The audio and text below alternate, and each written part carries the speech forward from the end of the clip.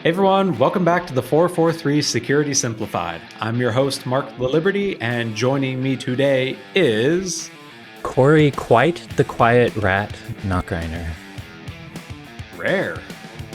In today's episode, we will cover a couple of news stories with words that we cannot pronounce, including some research rare. from Alex. Yep. And research from a very popular application that is not called WinRAR. No, it's Win Well Done. Well done. We'll end with an attack involving ChatGPT and large language models, but not the type of attack that you would think it would be. With that, let's go ahead and I don't even know. Buzz market our way in. Yeah, there we go. Unboxing would be fun. Market our way in. Or both. Nailed it.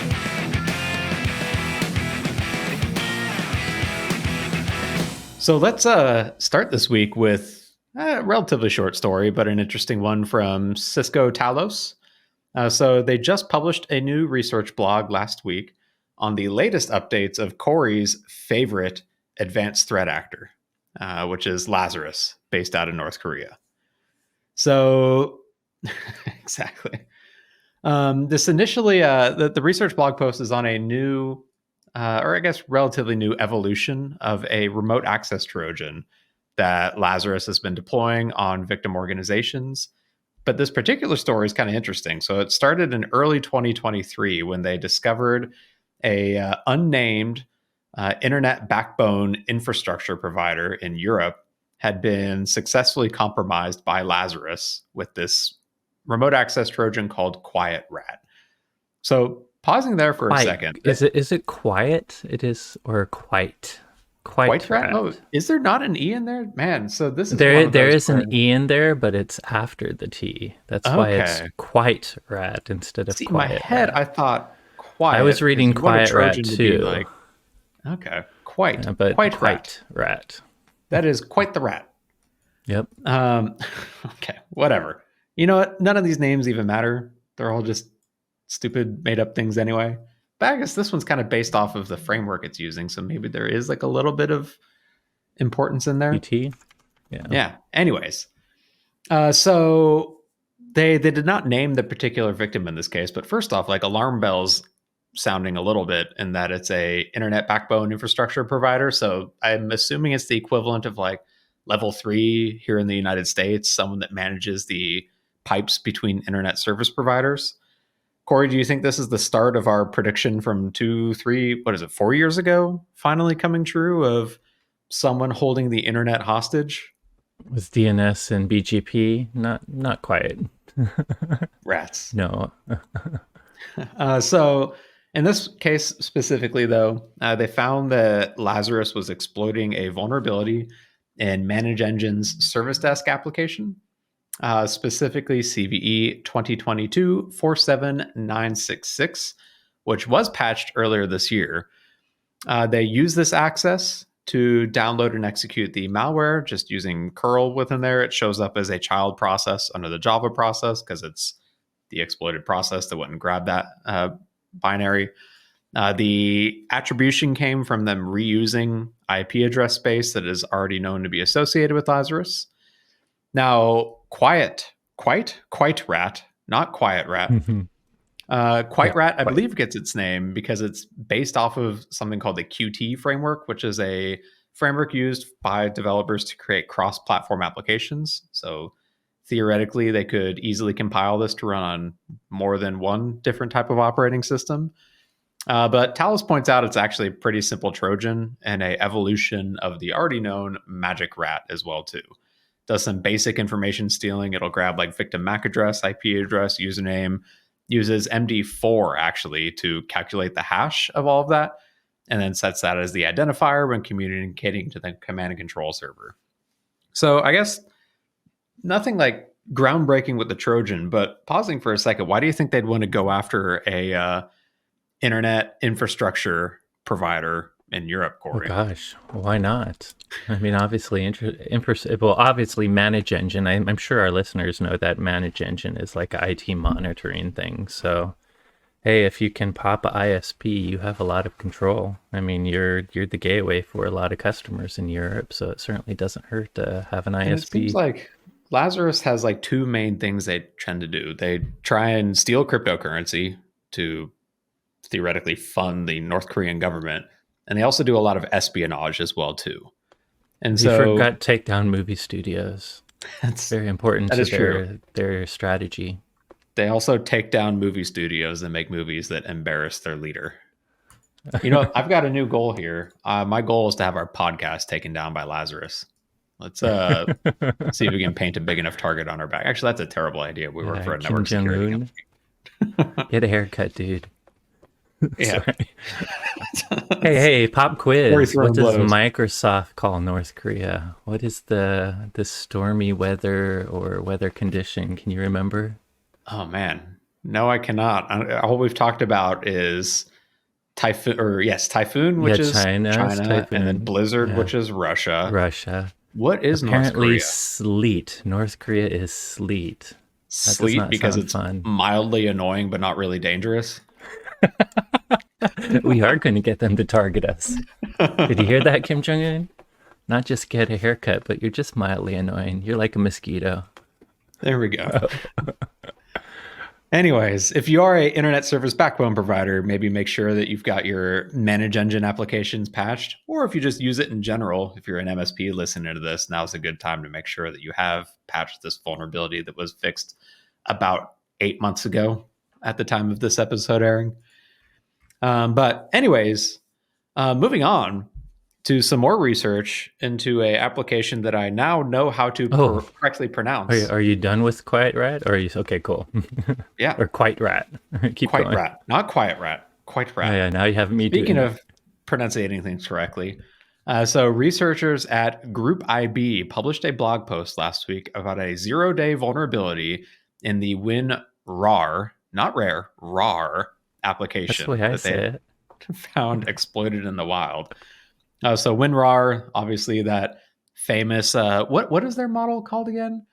It's not shareware, it's not freeware, it is I know what you're begware. talking about. I don't know. Yeah, I guess So so. please go But I buy a license, but prefer you can my keep using it for win free. well done. There, God, okay, whatever. Uh, so this story starts on July 10th when Group IB were researching the spread of a malware called Dark Me. I'm assuming some relation to Despicable Me, but we'll see later, I guess. Which they found exploiting a previously unknown flaw in how WinRAR unarchives zip archives. So they found a bunch of malicious zip archives posted on public forums where stock and crypto traders typically engage in discussion. They were either directly attached to a forum post or uploaded to a file storage website, like catbox.mo is one that they pointed out. So funny enough, some forum administrators actually caught on to this. They started saying, hey, there's malicious zip archives floating around on here. Be careful. They blocked some of the threat actors, but seemingly some of those administrators had been compromised because the threat actors were able to unblock their blocked accounts and continue posting the malware. One victim that they Group IB highlighted noted that they had their broker account compromised afterwards, where the threat actors had tried to make some trades and then withdraw funds as well too. So If I diving into read the right, malware, it sounded like they got kind of lucky because I yes, mean they talked about getting the broker account, but I think he said something about there's some other. It didn't even go into what mechanism was protecting them, but said they at the end of the day only got away with like $2 of $2, I think. Dodge coin or something instead of anything big. So But two yeah, that dollars could in have been worse. Dogecoin. That's what, like 5,000 coins. After ex owners done with it, it probably dropped a bit. Yep. But I would say this is kind of a interesting and more sophisticated targeted campaign. I mean, using a relatively lesser known WinRAR vulnerability It is. You don't see and people blow 0 targeting days trading. lightly. Yeah, targeting traders is definitely a smart way to go. I would not want one of these actors in my trading accounts. No. So some details on the flaw. It's got a malicious zip archive that typically has a decoy file in like the root directory of it. So when you open it up in WinRAR, you see a text file or a .jpeg. It also has another directory that contains a bunch of malicious and unused files as well too. So when the user opens up the archive, if they click on that decoy file, WinRAR will go to try and unpack it. But the way they have this archive set up, it'll actually trigger the vulnerability that instead executes a batch script, which goes and grabs two files. So it grabs the actual decoy file and loads it up. So it looks like nothing really happened. It looks like they attempted to load that decoy file and it actually pops up. But behind the scenes, it actually goes and grabs a cab file as well too, that's masquerading as a icon file within the directory. It runs that cab file, exploits the vulnerability, unpacks a process, or it goes and grabs a second stage from the ICO file, and then ultimately executes the dark.me malware on that host. So the vulnerability actually exploits like how it unpacks that zip archive, where it tricks it into skipping over the legitimate file and loading up that batch script that effectively shares the same name as the file as well too, and executes it instead. When they looked back, Group IB found that this was being actively exploited since at least April of 2023. They reported the flaw to both MITRE and WinRAR. It was assigned CVE 2023 38831, which was patched on July 20th and included in the updated version on August 2nd, version 6.23. So I guess, like you said, Corey, this is interesting seeing a 0-day burn on something like this, where so far the only real damages were $2 of Dogecoin, which is kind of nice, I guess, from a defender standpoint. But I feel like, I mean, I saw in the article it's what, like 500 million installations of WinRAR worldwide. It's a widely used application, so the blast radius of this could have been could be quite huge. considerable. And who knows, maybe someone else is using the same thing for something else as well. That's true. Like, it doesn't seem like the vulnerability itself is actually that sophisticated. It just involves some specially named files in the malicious archive.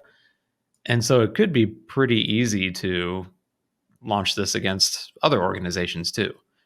Now, I guess, like, how often do you actually update WinRAR? Hopefully every time it pops up saying there's an update available. But with a installation base as massive as it actually has, maybe this will keep floating around. Do you think 90% of people have your 30 days have passed and they have to wait like 1 minute before it opens? How many people actually buy WinRAR, I wonder? I'm willing to bet that like the overwhelming majority, something on the order of like 5 nines, has not purchased WinRAR. 30 days have passed. Please wait a minute before we nag you to death.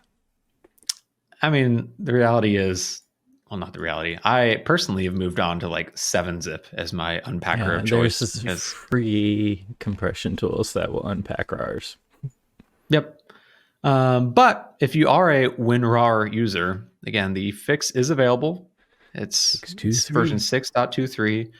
And this is yet another example of maybe don't open unsolicited or shared by stranger files that you find floating around on the internet. That said, I guess if you're compression within compression with multiple weird file types, what's going on there? Maybe I guess if you are a Dogecoin trader, you probably are already susceptible to social engineering and scams and phishing. So maybe it's makes sense that they were victims of this one.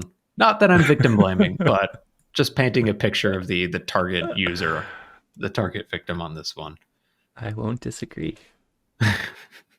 Anyways, let's move on to the last story for this relatively quick episode. So this research comes from Trend Micro, and it's, again, not a groundbreaking, sophisticated attack. But so we've been talking about, ChatGPT and AI's use in both defending and attacking in cybersecurity. But we've been talking about it from like the technical level of, what could a large language model be used for from like an adversarial perspective or from a defender's perspective. But what we haven't discussed before is what Trend Micro just covered in a recent blog post from their threat research team, is just abusing the popularity or explosive popularity of large language models like ChatGPT as a hook for social engineering. So in their post, they described a new malvertising campaign that they spotted on Facebook. So malvertising being a threat actor goes and purchases ad space somewhere, on in this case Facebook, could be on Google, could be elsewhere, uses that ad space to host something malicious to try and either trick a victim into clicking a link, or I guess in the old days, as I'll call it, abusing the ability to use JavaScript in advertisements to just straight up host like malware or a drive-by download attack. I think those days are fewer and far between now. I haven't seen very many like drive-by download malicious ads on legitimate websites. Now, if you end up on a sketchy Not for a website, bit. you can get anything, but like Google and Facebook tend to be pretty good at spotting and at least filtering out that kind of garbage these days. But it doesn't stop someone from using the advertisement as a hook for social engineering. So the advertisements start with a bunch of promises to either like boost productivity or increase your reach or revenue or help teach you artificial intelligence. Some of them promise access to Bard, which is Google's AI. Some of them claim to have access to the Meta AI, which that's not out at all. It doesn't exist. I haven't actually seen any for what's Apple's new AI? Didn't the Apple GPT or iGPT? What the heck did they call it? It was something super dumb. I Uh, forget the name. exactly. Um, anyways, though, so they use that as the hook to try and get you to click on a link. The link can be hidden behind a URL shortener in some cases, or just straight to a malicious website. That website, they showed a picture of it in the article. I mean, if you are paying attention at all, it just straight up looks like a scam or bogus or whatever. It should set off immediate alarm bells. But I guess if you're the type to click on this type of link, maybe you wouldn't see them. On the page, it's got a download link to download the AI package. In order to evade anti-malware With the protections, it's password. a password-protected archive with a password of either 888 or 999 to make it real easy for you, but real difficult for automatic identification of threats The inside of password it. is what tips me off. I maybe I have less faith in humanity, but I don't. I actually think the ad looks like every other ad on Facebook. I could see people clicking it. And if it were the link you were saying should be noticeable, I mean, like rebrand.ly, I don't know. I think people would click that link So personally. the So the I think the advertisement does password is the actually weird look thing. the advertisement, I Yeah. agree. The advertisement looks legitimate. The screenshot that they have of the website just looks like something someone threw together in 5 minutes. Talk about what is it? Super update 13 by 7 AI Google will replace humans in advertising.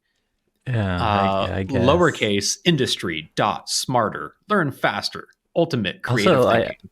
I think it's funny that they have the download password called setting code. Yep, Hopefully, exactly. when it asks for password, people will realize, or maybe hopefully they won't realize and won't be able to Like get to the zip. But it's a weird name for a password setting code. Why did they not just say password? Because they knew it was too much of a.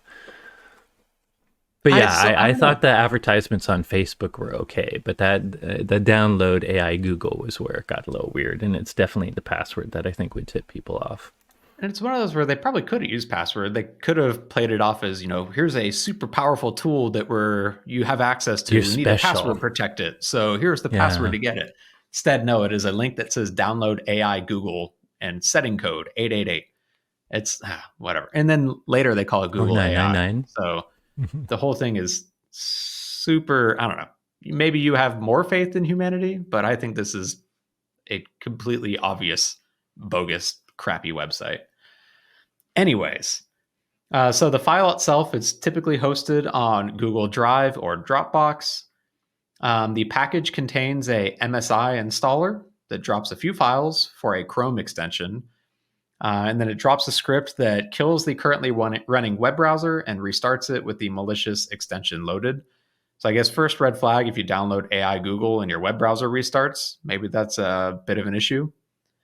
The extension impersonates Google Translate, and it's specifically targeting Facebook.com. So basically, anytime you, as the victim with this malicious extension installed, go and load up Facebook.com, it will read through your cookies saved to the site and look for the C_user cookie on Facebook, and it steals it. It uses that and your access token in order to request additional information from Facebook's Graph API, including things like the pages that you, the victim, manage, your business ID, what permissions you have, advertisement IDs, things like that. It'll grab your IP address, your browser's user agent, and then exfiltrate all of this to the command and control server. One interesting thing from the command and control connection, so it uses a custom user agent that doesn't look like anything normal. So, a typical browser user agent will say like Mozilla/Firefox version 57.2 or something. And then maybe like the operating system you're running on. In this case, the user agent was something like *GS2 pipe. And apparently the formatting of this, if it starts with an asterisk and ends with a pipe, it means it came from like the AI Google campaign. If it's got a different format, maybe it's a different campaign delivered in some different way. So it's a way for the threat actor to know exactly like which ad campaign it came through, which is kind of funny because this is what real advertisers do. Yep. When the New York Times says, go to Peloton/New York Times, it's not because they're giving you a super sweet deal. It's because they want Peloton to know that your link came from a New York Times advertisement. It's funny seeing that used maliciously in this case as well too. So when it comes to attribution, they noted that several of the variables and keywords within the application are in Vietnamese. We don't talk about Vietnamese threat Yeah, actors that very was often on this newish. podcast. So it's at least from Vietnam or somewhere that speaks Vietnamese primarily, potentially, or at least a developer from there. Yep. But anyways, like this isn't an attack that abuses ChatGPT, but it is using a popular pop culture thing as a hook for an attack in this case. And I mean I could see this working against, I don't know. I know you use Facebook, Corey, but um, my understanding of the typical Facebook users, they're not typically very savvy. I tend to picture an older I crowd, thought you maybe were that going to is. use me for a perfect example for that. I'm trying to be nice this time. So There are a few young people. Yeah. I could see very few young people on Facebook still. I could see a social engineering campaign targeting Facebook ads specifically having a decent amount of success, especially with people that just, they are interested in this new fancy AI stuff that keeps There are a lot of Facebook business accounts, I mean, our company has one. I would say 90% of big companies have one, and a lot of small people are trying to use those business follow accounts. And I do think it's kind of interesting how this specifically seems to be targeting those. Yep. There's a lot of other information you can get from a business account. They have extra power. They also have the clout to push posts if you pay for them, but if you get the cookies for someone else's business account, it's probably a good way to get your Facebook ads pushed through their money. So it is interesting seeing them going after some of the tags, and once they gain access to an account, looking for the business account stuff. And they didn't And say like you this said, explicitly. Vietnamese, it's unusual. We don't see, I mean, I'm sure there's tons of cyber good guys and bad guys there, but I just don't feel like we see it all that much. Yep. And they didn't say it explicit in the article, but I have to imagine like one of the later steps in this type of attack is basically, for lack of a better word, worming your way through Facebook, where you gain access to one of these accounts that has maybe some advertising budget in there, use that to post the next fake malvertising post, gain some more victims, use those victims to post more. I could see that being a potential reason to go specifically looking for business accounts and advertising accounts on Facebook. So again, I guess similar takeaway from our last post, maybe don't trust everything you see on the internet, and especially be mindful around emerging technologies like chat GPT and large language models, because threat actors will be abusing them in order to try and trick you into clicking on a fish and potentially losing your Facebook account, which all things considered, maybe that wouldn't be a bad thing. But I don't know. I'm trying to get off social engineering. Not trying to get off social engineering. Trying to get off social media. I want to. Damn VR. Can't they just give me a standalone device? No, they cannot, because they need to be able to map your room. Zuckerberg knows your entire downstairs And upstairs and every nook and cranny I VR in. and every hotel you've ever been in. Yeah, Pretty that's not much, yeah. creepy. Not at all. No, thank you. I'll stick with my PSVR where I'm sure there's no Okay, we're information. being sarcastic. It is creepy, but you gotta admit it's not quite as creepy as his haircut. Wait, did Zuckerberg get a new haircut? I don't know. I just have always been fascinated by his really weird bowl cut. Oh, it is a kind of weird bowl cut. It makes him look a little bit like a robot that had hair I pasted don't. on. Yes, he could. He has so much money. He could get a really good haircut. I don't get it. I I mean, don't. look what Bezos did with his money. He's like ripped and flying to space now. Exactly. He was the sweaty nerd in his garage selling books. And now look at him. Meanwhile, I guess, in Zuckerberg's defense, apparently he's been getting really big into what is it, like Brazilian jiu-jitsu or something? Yeah. Are they going? Him and Mr. X? Last I heard, Musk chickened out and wants to challenge him to a debate instead. Oh, okay. Yeah. Good job, Musk. I don't agree with Zuckerberg on many things, but punching Musk in the face would have been one of them. Oh wait, sorry. We forgot we're not supposed to talk about Twitter on this Crazy podcast. billionaires that ruin social media platforms that I still actually enjoyed. No, we're not supposed to talk about those. Yep. Whatever. Mastodons all the way. I'd say I'd wish him all the luck, but I really don't. He did a lot of good. I mean, I gotta say, he picked the right types of businesses. I wish he didn't jump the shark. He did some good. I am very happy with what SpaceX is doing. He's done a lot of SpaceX bad is as well awesome. too. I'm not happy Yeah. with what Twitter/X/whatever it's called next week is going on. Anyways, off of my soapbox. Stop clicking on phishing links, please. Who's turning into Pop Pop Mark now? No, thank you. Hey everyone, thanks again for listening. As always, if you enjoyed today's episode, don't forget to rate, review, and subscribe. If you have any questions on today's topics or suggestions for future episode topics, you can try to reach out to us on Twitter, but I really don't check that at all. Maybe our brand manager does. Mark, wanna they're try never that- going to find it. It's X now. Twitter That's doesn't right. exist. Not Twitter, it's X. Well, I am at XORRO_. Corey is at SecAdept. And the both of us are at hashtag please get us off this platform. I mean, the 443 podcast. Thanks No again for listening. verifications from us.